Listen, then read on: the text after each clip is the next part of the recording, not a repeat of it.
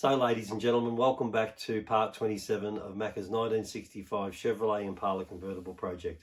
These videos are being released as a fundraising platform for MND Victoria, and through them we're hoping to gain your donation in through Macka's mission funding page to support the efforts that we're going to restoring the car, and to also help us out with Macka's goals of continually raising funds for MND Victoria. The money that's raised through donations through Macka's mission goes directly into MND Victoria, and those funds are used by them to support Victorians that are suffering with Motor Neurone Disease. We think it's a worthy cause, and that's why we're doing what we're doing, and we're trying to get your support to help us out. It doesn't have to be a big donation, it can be a small one, because it all tallies up in the end in the total. And we can see it rise up and up and up, and that's a fantastic thing. We'd also extend our thanks to everyone that has made a donation so far. It's very much appreciated. So I'll stop talking now. I'll throw you into the videos, and you can see what we got up to this week. So here we go. So anyway, let's recap what happened yesterday. Vince has put the rear quarter panel back in the high fill, and then as you can see the black on it, that's his guide code, so that he can see where he's going. You dirty the panel up, as I've learnt, and then you start sanding it back, and you can see the highs, see the lows, and you can fill the lows and sand the highs. I think that's how it works. So anyway, that's been done. The two doors are also in high fill and guide coat, so we'll go down and look at them now. And there they are there. They've got the dirty guide coat on it, so you can see it's the same principle as what's happened with the rear quarter panel, and both of those doors are in that same condition. So and then we've got all our parts, and we've got all sorts of different stuff here. That's an interesting little hammer. Look at that little hammer. So of course the focus today is to get that diff in, and then get the drive shaft from the back of the transmission back into the diff. Of course, as you can see just there, there's no coupling on the diff yet, but we're hoping Peter will turn up today, and we'll get that put in. And then I suppose I'll be doing other engine bits. So we'll just I'll keep you up to date with what goes on, and as it progresses I'll get some footage of it for you all. Now, excuse me, Mick, I've got an email from Vince, an SMS rather, not an email, and he said you're project leader today, you'll do the interviews and tell me what's going on. And so what we're going to do is just relax, really. Oh, yeah? Yeah. We've got cake. Yeah, we've got cake, and we've got coffee and tea. And tea, yeah, you've got all that. Because Vince is a bit like a circus master with the whip. Do you know what I mean? Really? And I'm just getting sick of being whipped. Really? So today I'm just going to take it easy. All right. Today's Bahamas Day. Bahamas Day. Yep. Pina coladas and Pina coladas and fresh pawpaw, I don't know. Right, now tell me what you're doing. I'm making a braided fuel line today, so I'm about to fit some nice shiny braided fuel line, so it looks nice and neat. So it looks really fast. And where will that go to? That is going to go from the fuel pump up into the carburetor, and these are the fittings. I've just got all these braided fittings, so I'm going to fit all that up at the moment. Oh, you got the front on, look. No, sorry. What part are you playing in this? Oh, I'm just going to shape some metal for them. Oh, are you? If it wasn't for Max, it would be no good. Well, hang on, would you want to cut a piece of cardboard? Yeah, make a template, Frank. Yeah. He follows templates. I've done some really good just intricate cut the templates in edge. cardboard. Yeah, all right. Just to cut, so cut that curve, just to follow the rate of support, Yeah. and in there as well. As it's actually Can you screwed. So you want them both the same? Yeah. Can Well, you move it that way at all? which way? Towards me? Hang on a second. Because I don't reckon there's enough meat here. That's made it. So there's the line they put on, the braided line that Mick was starting to work on. We need some P-clamps though, just to secure it. And then it comes up here and goes to the carburetor. Yep. Here's Dave, and Dave's doing, what are you doing here, Dave? I'm putting some dynamite down. Oh. What's the process for that? Well, peel off the backing, Yeah. Oh, is it all sticky? stick it down and use your roller. Roll it down. Oh. And what's that? That's like a sound deadening stuff, is it? Yeah. That makes it look good too. It does. Makes it look nice, doesn't it? What? We'll take your jacket off. Oh. No, your thing, your white suit. Oh, that, yeah. Okay. So how far are you going to go with this? Right up to the back there? I hope so, yeah. All right. Probably not today, but No, that's it. But you got the idea of it. What about these little cover things here? yeah, they're all good. What do? Do you go around them or you go over No, I'll them? go over them. Oh, okay. Oh, no, that looks really good. All right, Thanks, Dave. see ya. Can you tell me what's going on and what you're doing here? Bolting the ring gear to the diff carrier. Didn't we heat that up and put that on in another video? Yeah, we did, but I ran out of time, so now I'm just going to torque up, Loctite the bolts and torque them up. So Oh, it's okay. all ready to throw in there. You throw it in there? Pretty much. Fairly carefully though. Yeah. And is this thing all calibrated, this thing you're going to use now? Is that like going to give you the right torque, or do you just put them up? No, use this. Oh, use the yeah, tension then, so sure. 75 foot-pounds in the old money. Yeah. Oh, that's Sorry, good. 75 newton meters. Oh, so that just gets them in and out quickly. Yeah, just got to Loctite them. And so is this is the thing, is it in here? Yeah. And so what are you doing exactly? Oh, you've got the front end as well. Yeah, got the pinion in. This is just a mock-up at this stage, Oh, okay. so it's not final assembly. Right. So you put everything in just as a mock-up, Yeah. and then you get the shim right under the pinion bearing. How do you because do that? That's Like- got a depth to it. It can come in and Oh, out okay, from the yeah. housing. What, by changing the shims? It's like changing shims, yeah. So, you know, they're... Wherever they are. I don't know where they are. They're somewhere. Anyway, you can change the shims. Yeah. And then, so that's the, you know, the fore and aft. And so how do you know when you've got it in the right spot? when you're going to have to paint this. Oh, is that what he was talking about yesterday? What, do you just put some sort of substance on there? Yeah, Do you? yeah, and then you move it around and you have a look at the pattern. And you can see the engagement on the pinion wheel. Yeah. Oh, And that'll okay. tell you whether either you go in and out with the pinion Yeah. or left and right with the side bearings, shims going here. Oh, Because okay. every housing's different, that's why. So how do you know? Excuse me. How do you know whether you've got to move it left or right? So if the backlash is too much, Yeah. because the pinion's here, the ringing's there. Yeah. So if the backlash is too much, you've got to move the pinion this way. So you've got to shim that side. Oh, If you've okay. got not enough backlash, you can shim that side, move that way, Yeah. get more backlash, Yeah. and in and out the pinion spacing. Yeah. That'll determine how it engages, whether it goes on the heel or the toe, or up and down. And on the face. where's ideal to have it in the middle? Is it? In the middle, not running off the heel, not running off the toe. Yeah. And yeah, pretty much in the middle and even contact area. Okay, yeah. So, but this is a second-hand gear set, so it's going to be a bit hard to tell because they wear foam. Yeah. But yeah, we'll work it out. All right then. Thanks, Pete. Is that supposed to be banged in there like that? Pretty much. Isn't this thing a push thing? Isn't that a pusher thing for the what's it? It's a multi-purpose tool. Why don't you put a board across it so you can smash it and get it even? It's appropriate as it is. Oh, sorry. sorry. Home, see? I'm just looking at it from an engineering perspective. There we go. Look at that. Is that home now? That's home. Did you hear the No, I pitch didn't. No, change? I wasn't listening though. What? So what's that? Is that the Oh, bearing that's for the the axle. axle? Bearing. Yeah, so that's Is the there old something? one. That's the new one. Is there something that runs on that?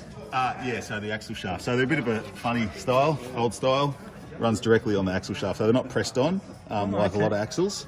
Yeah. Is that warm? Can I just feel it? Look, not too little bad. bit, yeah, It's okay, yes. The seal surface is still good. All right. That's the weak link of a GM12 bolt. Is they're held in by C-clips here. Yeah. You break an axle for drag racing, Yeah. and off comes your wheel. Oh yeah, right. Yeah, so that's- Or how are the other ones done? All other ones, they've got like you press the bearing on, and they've got a retaining plate here. So if your axle breaks there, you're still in trouble, but axles always break here. Yeah. And that's when the wheels fly off. So All right then. yeah. That's when you see the wheel going past when you're driving. That's right. Yeah. Oh, right, That's the okay. only downfall of these. Oh well. But that's at like 800 horsepower. We'll be fine. Have you told Macka not to have a lead foot? You said that to him? He'll be fine. All right then. Well, if you're certain, then it will be good.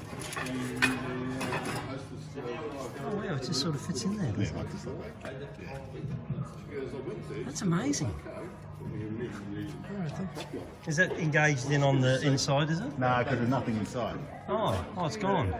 It was there before. It was. You go in and out, in and out, in and out. Well, how'd you go with the pinion thing? Did you get that? That's all why set? I needed your special tool. So you can see the contact pattern that we got when we first set it up. Yeah. So this convex side's the drive side.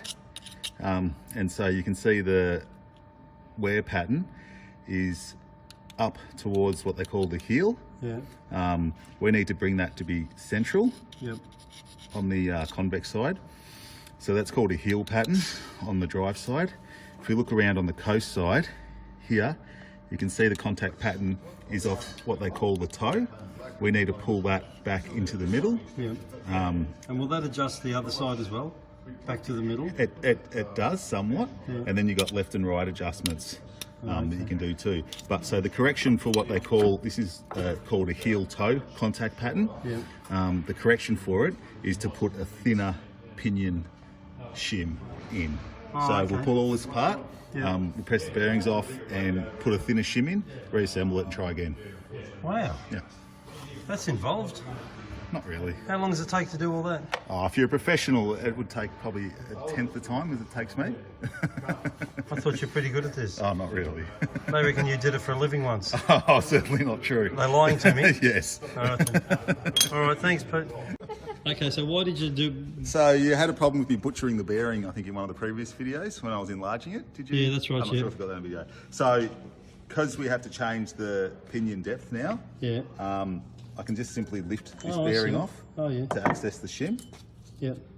Which means I don't have to go and press it on and off and all that complicated stuff. So yeah, and then I'll choose a shim that's a bit thinner and move the pinion away from the ring gear. And you'll just put that bearing, just slide it back on. That's the setup one. It's not, and even though the inside of it is... that was negligible difference. Yeah, but even though it's been altered, yeah, the distance from where this is sitting to this is the same. No, that's right. Yeah. Okay, and of course, we won't use that on the final assembly. We'll put a new one in. Yeah, but they're the same tolerance, so that it doesn't. So it won't make any difference. Yeah. So what we ended up with was a heel toe contact pattern. Oh, okay, yeah, and that's not what we want. No, it's not what we want. We want that one. What's that one called? That one's desirable. Contact pattern. Yeah. All right then. We ended up with so that why one. didn't we end up with this one? It's just a bit of trial and error because you've got new stuff going in the diff, new bearings, new. But you've got all the stuff to. I've got all the stuff to correct it. Yeah. You have? Yes, I do. Yes. Oh, good. So yes. when will that happen? Next Tuesday? week. It'll be going next Tuesday. That's what they said the Tuesday before. You know what? This is getting as bad as the boot floor. Well, that's the all boot right. floor was You know, supposed I to bet arrive you last week. it'll be done before the boot floor's done. Let's put it that way. That's All right then. Well, that's saying something, and we're going to keep you to that. And we got the commissioners here. Here's Macka. Hello, yeah. Lynn's over there. Say hi, Lynn. Hi, Lynn. Now, what do you think about the progress, Macka? Yeah, Pete's going well. A bit of banging and clacking and stuff going on there, and young Dave's going well on the Dynamat. You saw the Dynamat yesterday. Yeah, I did see the Dynamat. You purchased that, did you? How long ago did you? Don't ask me questions. Right. How long ago did you buy the Dynamat? 3 weeks ago. Oh, it's only new. Yeah. Oh, I thought you had it for ages. No, Lynn went and got it. Was it expensive? $100 for a thing, was it? Oh, yeah, it's expensive. Yeah. Yeah. We need to get some Dempus on or something. How come you're giving Dave all the fiddly bits? You are. Now, I don't know what he's on about. I don't give anybody any jobs on this car. Oh, okay. I'm not even working on the car. I just open the door of a morning. So I don't know what's going on with this bloke. You know, I don't know. Okay. But Vince would have given him that job, or maybe Mick Ambrosi, wherever Mick is. Mick's probably off making phone calls to people. No, Mick's down there. Where is he? Down there. Yeah. So there you go. But anyhow, he's Hang on, I've got to get out of the picture. Wait a minute. Right, now what are you saying? Dave's doing a top job. Now he's doing a top job. Yeah, well, he gets all the fiddly bits and... He does, yeah. He does. Yeah, he did the does them steering well. column. He does them well, yes. He does, yeah. So, but yeah, things are going together. The front radiator support's on. Yeah. Got to make a few mods with that, but that's okay. So, There's a lot of new bits here, isn't there? Look, there's the radiator. Yeah, new radiator. Is that the radiator? Yeah, yep. Let me go down and look at that now. Okay, the transmission cooler's on top of the door. Oh, okay. So here's the new radiator for the Chev, and this is from Desert Coolers. We saw them in another edition. Oh, look at that. Oh, that's nice. And so that's a brand new radiator, thanks to the desert cooler people. And up here is is this the transmission thing? Yeah. And that's the transmission cooler. And that looks absolutely immaculate. Oh, that's good work. Wow, that's nice. So, and that'll go on to this bit here somehow. I don't know how, but it'll fit on there. That's the opening for the radiator bit. Yep. And then there'll be, are they thermatic fans going on there? Yes, again. Okay, yeah, so they're getting electric cooling fans, which are much more reliable because they're driven by electricity, not by the engine. Yep. And the other thing about that arrangement is that it doesn't rob the horsepower out of the engine. Absolutely. So it's 90. 390 horsepower in that engine, and none of it is going to be parasitic driving a device. It'll all be going down the back end of the tail shaft there thing, down to the Watson at the back, and make the wheels go around. To do a burnout. What's this bloke laughing at? I've got to put. What are you laughing at? Peter's impressed by your commentary. How much horsepower does the fan take? What? How much horsepower does the fan take? If it takes just the littlest bit, when you're chasing oh, sorry. When you're chasing horsepower, the fan is a parasitic device. That's right. Right? You don't want any parasitic Let's get rid of devices. the alternator too. Let's get rid of the power steering pump. Let's get rid of the water pump. Turn them all electric. I reckon you're onto something. We could have solar power. Get rid of the engine. Get back and do the diff, you. Just go electric. So there's been good progress today. They've had the radiator in and made the radiator supports. The bits that bolt onto the side of the car here and then come out and grab onto the radiator. And so they've all been nutted out and installed. I guess the hardest part of any of these sort of things is to put it all back together again and get it to fit, especially when you're putting new parts in that were never in there before, like the radiator. So Mick's taken that radiator home today, and he's going out to desert coolers. And I understand that the thermatic cooling fans are going to be put onto it, fans or fan. I don't know whether it's just one big one or two smaller ones. And then they'll be thermostatically controlled off the engine so that there's no, you're not relying on those clutch fans that operate off the mechanically driven off the front of the engine. And of course, there's no horsepower drain on driving the fan. And I don't know like how much that would be, but it's just a better thing, especially when you're running in traffic and you want the engine to be cool. The thermatic fans just start up no matter what they're doing and cool the car down, and that's important. So we didn't see the tail shaft in today, but Peter was certainly here today and was working on the diff, as you've seen in the video. And Peter's doing a fantastic job of it. He just ran into a few difficulties and a few snags. So I'm not even sure. Let's just have a peek. Now, we'll just have a peek in here to see if the True Track thing is in there. So don't tell Peter whether we've looked. Oh, look, it's in there. So it's still sitting in there, and they've got this rag thing over it to keep the dust and debris off it. Now, that's an important thing to do here at Newport, because when the wind blows, we get a layer of dust in here. Now, we give the place a sweep usually once a month. We've got a push sweeper we push around, and it's just amazing how much dust you end up with. You can see it on the diff tube just there. So that's just blowing in. You'd think that's the dust that's being created by Vince, and it could be, but that's become airborne and now it's settling. So we don't want it to settle on the inside of that diff housing. But that's a good job. Peter said, as you've heard in the video, that that'll be in next Tuesday. So, providing he doesn't run into any difficulties and is able to come here, he believes that will be finished, which will be a good thing.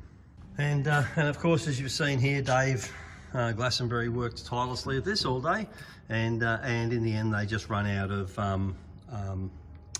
Dynamat, which is like a soundproofing thing. And Lynn and Macka were over here today, and they've arranged to get some more of it, and then of course Macka will probably deliver that to Vince or to Mick through the week, and then there'll be more of it here next week. They've still got to do that area up the back, and they have to do the bit down, underneath the pedals and stuff where the carpet lays in on top of this, I'm guessing. So it's coming along, which is good. So ladies and gentlemen, I've just popped up the Macca's Mission funding poster created by MND Victoria. If you scan the QR code at the bottom left of this poster with your phone, it will take you directly to Macca's Mission funding page. Here you will be able to nominate the amount you wish to donate as your financial contribution to MND Victoria. Alternatively, you can use the link located in our comments below of this video. This link will also take you to Macca's Mission funding page where you can make your financial donation. Either way will show us support for our efforts with these videos, allowing us to achieve our ongoing aim of raising funds for MND Victoria. Also, we would ask you click the thumbs up button, share these videos with your friends, and subscribe to this channel so you do not miss out on future videos as they are released each Monday at 7 AM until we reach the end of this series. Many thanks for your time to view this video, also for your financial donation. It is all very much appreciated. We look forward to seeing you all again in next week's video. So for now, for me, it's bye-bye.